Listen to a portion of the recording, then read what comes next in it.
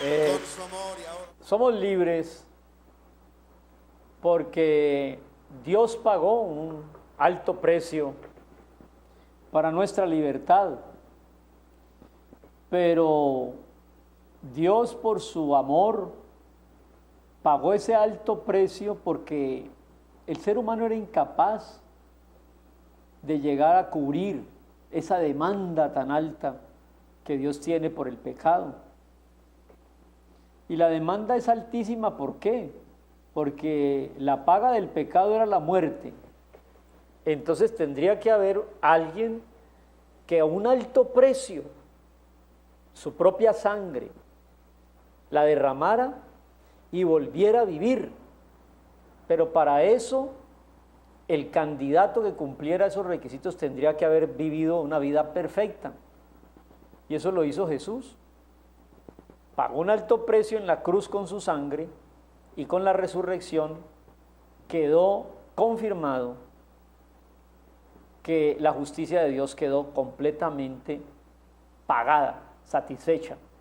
Por eso, aparte de Jesús, no hay otro.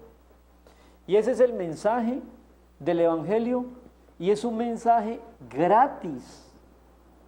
Costó tanto a Dios la salvación que lo regala de gracia. Gratis es de gracia. Usted lo único que tiene que decir es gracias. Hace mucho tiempo me confrontaron a mí con ese regalo de gracia y yo lo acepté. ¿Cuál regalo? Somos salvos en Jesús. Por eso a veces con tristeza veo cómo algunos hacen de este mensaje del Evangelio, que es un regalo de gracia, hacen un negocio, ¿no? Yo creo que el apóstol Pablo, en el texto de Primera de Corintios, capítulo 9, como dice allí en los caracteres de su pantalla, en el verso 16, dice así, mire: pues si anuncio el Evangelio, no tengo de qué gloriarme. Si anuncio el Evangelio, no tengo de qué sentirme orgulloso, porque me es una necesidad impuesta. Y ay de mí si no anunciare el regalo de gracia para salvar a los hombres, que es el Evangelio. Es un lindo texto. Dice el apóstol Pablo que no tengo absolutamente ningún mérito de anunciar, porque para eso fui llamado. Y el verso que sigue, 17, por lo cual, si lo hago de buena voluntad, recompensa tendré. Pero si lo hago de mala voluntad, la comisión me ha sido encomendada. Aunque yo no tenga la voluntad para decirle a la gente que es salva, esa es la misión que se me ha encomendado. Entonces, ya sea de buena o de mala voluntad, hay que anunciarle a la gente que solamente en Jesús hay el pago que Dios acepta del perdón, de la salvación y de la vida eterna. ¿Cuál es mi galardón? ¿Cuál es mi ganancia? ¿Cuál es mi mérito?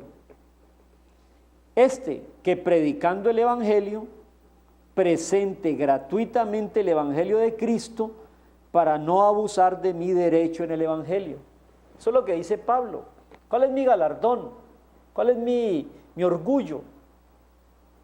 Presentar que este mensaje de salvación es gratuito para no abusar del derecho que se tiene como mensajero del Evangelio. Porque sí hay derechos, y eso es lo que está diciendo Pablo en el capítulo 9. Todo el capítulo 9 se llama los derechos del apóstol. Uno de los derechos es casarse.